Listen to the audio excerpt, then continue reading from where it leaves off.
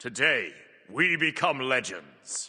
Hey, my name's Inter, welcome back to the channel for another Titan Talk recap. Today's talk had a mini bonus balance patch to go over as well, some very interesting questions in the Q&A section, so without further ado, let's jump in. So first up, the balance changes that went live yesterday. As mentioned in a previous talk, the team is still cooking up more major balance changes for OB6, but this is more so of a hotfix bonus balance to address some key overperformers. First up, Awilix is getting some nerfs with her 1's base damage going down from 80 to 300, it's now 70 to 270, and the strength scaling is going down by 10% as well. Her 3 also gets a 10% strength scaling nerf, and her ultimate no longer scales down from 90 seconds to 70 seconds, it's just 90 at all ranks. Thank God, to be honest, with how much CDR is available on strength-based junglers right now, this ult could fairly easily get down to like a 35-second cooldown, which was just ridiculous in the one relic system. Next up is Aphrodite, whose passive protections are going down from 4 to 3 per target, as well as Backoff's ally damage scaling going down from 70% into 50%, and the bonus damage for hitting both areas is going down from 21.25% to 15%. Thor's also getting some nerfs, with his hammer getting a 1-second cooldown increase and his 3 getting a 5% strength scaling nerf, which applies to both the small hits of the 3, so a total of 10% strength scaling reduction. And finally, for this bonus nerf patch, we have Mordred, whose changes in OB5 catapulted him into the meta. His passive dash is getting its base damage nerf by 3 and per level damage by 1, and for the aspect specifically, they decreased the bonus damage from recent god hits from 10 to 7. That's it for the small nerf patch we got yesterday though. Let's move into the Q&A section. Someone asked about porting the international announcer packs when they come over, and they said it's something they probably will do as long as the people involved are okay with it, because some of the people who voiced some of the announcer packs in Smite 1 no longer work at high res. Someone asked about Fail not returning, and they said it's not on the shortlist for returning items that will be coming very soon, but they definitely will be open to adding it if people feel like it's an important item to have. There was a question about who will be filling the role of lead designer on Smite 2 since Ajax left, and Kilgoon basically said that Travis, the creative director on Smite 2, will be filling in that role and overseeing design as a whole going forward. For those who don't know Travis, as he's not really a prominent face on the front end of Smite 2, he led the design on a lot of Smite 1's earlier gods and also on the adventure modes back in the day. Someone mentioned that jungle pickups like wards, naga buff, etc. can't be sold on console, so they're going to look into that. Darkheart Zeus will be available for legacy gems and classic skin tokens at some point fairly soon, but they did want to keep it exclusive for Vegas attendees for a while. The next Wandering Market is progressing well and has some cool new skins according to Kilgoon. It should be expected to go live in OB7. They also mentioned that they want to have themes for each market going forward, and the first one was more so just a proof of concept, so the next market should be more themed and they will have themes going forward. They mentioned that Vamana would be a very easy god to port over, but not a lot of people want him ported, and if they were to do any kind of rework for him, then he'd obviously not be so easy to port over. They mentioned the 2 as something that's really boring and could get some changes, but hopefully they look at his ultimate as well, in my opinion, when they eventually do bring him over. Someone asked about going back to the old Smite 1 role system where you could just call your role in chat and the team decides on its own. Kilgoon basically said that this leads to better match outcomes with the current system when the roles are assigned, and they're pretty happy with the current role assignment as it gives people one of their top 2 roles around 90% of the time. Someone followed up with a question asking how often people have support as their role 5, and Kilgoon said they don't have any data on demand for that, but Max could get it. However, Smite2.live does have that data, at least for ranked matches only. This is OB4 data, not updated for OB5 yet, but I doubt much would change. People have support as their role 5 83.8% of the time according to this data. Just for fun, the role 1 data is also interesting, with mid being the most popular at 27.5%, followed by jungle at 25.4%, ADC at 18.5%, solo at 18.4%, and support at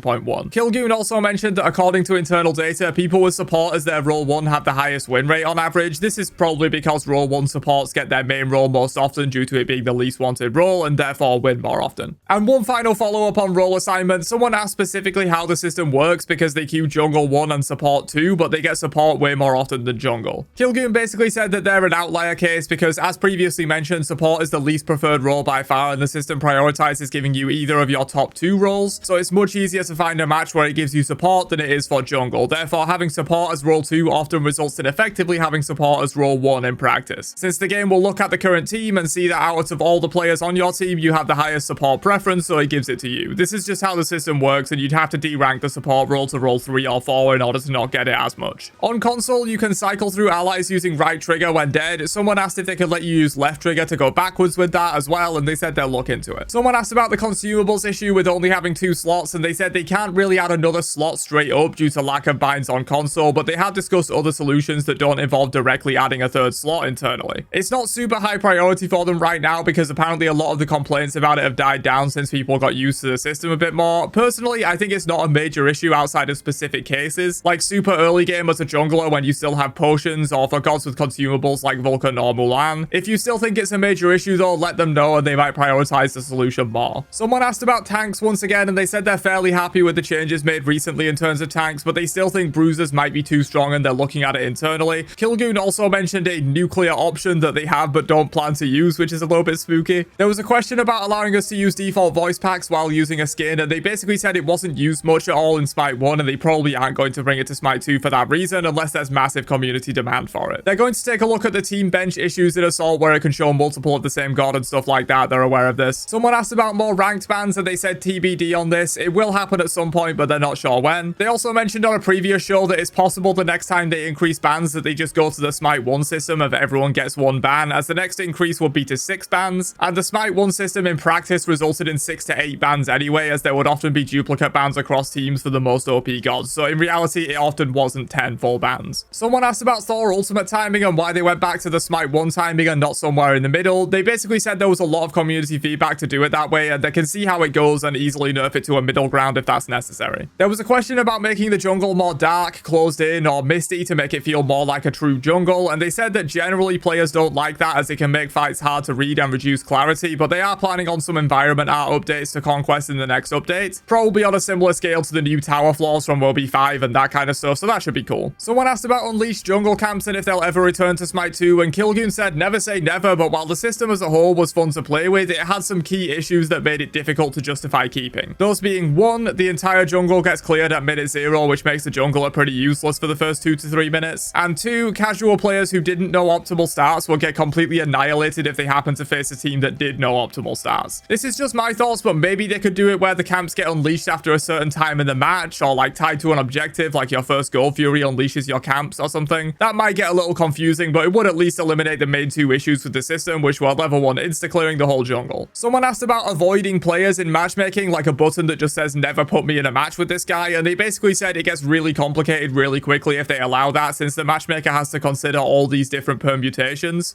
For example, player A has players C and D blocked, but player B has player A blocked, and player E has all of them blocked. It just gets really difficult really quickly for the matchmaker to actually form a match, with various players all having various other players blocked. They didn't mention this, but for me, I imagine it could also be abused quite a bit by only blocking really bad players to improve your team skill level artificially. Someone asked about increasing deserter penalties, and they said maybe they'll look into it. There was a question about game pacing, snowball, that kind of stuff, and they basically said it's a very fine line to walk, and it's tough to know what the exact right amount of snowballing versus comeback potential is. They seem relatively happy with the tower changes at least and want to reward kills, but of course you don't want a few early game kills to completely decide the match. They said that the change where matchmaking shuffles teams after making a match to find the best layout should be coming soon, probably the next update, which is good to hear. There are quite a few matches that could be balanced, but one team has the strongest 3 players in the lobby when really they should be split up. Of course, parties can mess with this, but the current system literally doesn't care at all about team layouts and only looks at the 10 players selected and basically randomizes teams. Changing this should be pretty huge for matchmaking. Someone asked about moving back to a brand new god every 8 weeks instead of every 12, and they basically said to do that with their current resources, they would have to slow down on ported releases, and that's a tough decision to make as there are community members on both sides of this debate. Kilgoon basically said they're happy with the current plan as it allows them to add 1 ported god of each role in between new gods. They said they're working on a wider assault map, but no updates on that yet. There was a question about letting us ping items to show their cooldown in chat, and they said it's a request they get a lot, but it would only really benefit PC players as it would be very cumbersome to do on controller and probably wouldn't get used on console. They'd rather prioritize features that benefit both sides of this rather than just one, but it is something they consider doing in the future. Someone asked for Merlin spoilers, and we didn't get much, but Kilgoon basically said he's getting smaller +1 changes as they think he's a successful design already, but the aspect is apparently pretty crazy, so if they end up shipping that could be pretty cool. We will also get the full Merlin kit reveal on Monday, so be sure to subscribe here if you want to catch my coverage of that. Someone asked about speeding up abilities in general to make them easier to hit for new players, and they said that's not something they ever plan to do as it would change the core feel of how Smite plays way too much. SR decay for ranked if you don't play for an extended period of time is something they plan to add in the future, they just don't have the tech built out for it yet. There was a question about adding some kind of mechanic like bonus gold for teams that are in a 4v5, and Kilgoon said that in his opinion at least, it's better to just accept the bad luck and go next, as 4v5s often aren't winnable or fun regardless. Someone asked about marketing the game more to get more new players in, and they basically said the game isn't in a state right now where marketing it would result in a long-term gain. Maybe a short-term spike of players, but the new player experience is very lacking at the moment, and it's unlikely that many of those new players would stick around. They did say they have a few small things coming in the next few weeks in this regard though. And finally, someone asked about making it so anti-heal items buy the anti-heal component first, and they said they'll look into that. But that's it for today's Titan Talk. A bit of a longer video on this one, as there were some balance changes to go over, as well as a lot of interesting questions that I thought were worth going into a bit more detail on. Be sure to subscribe if you want to catch my future recaps and Merlin's reveal on Monday, and I'll catch you guys for another one later on. Have a great day, and peace out, you nerds.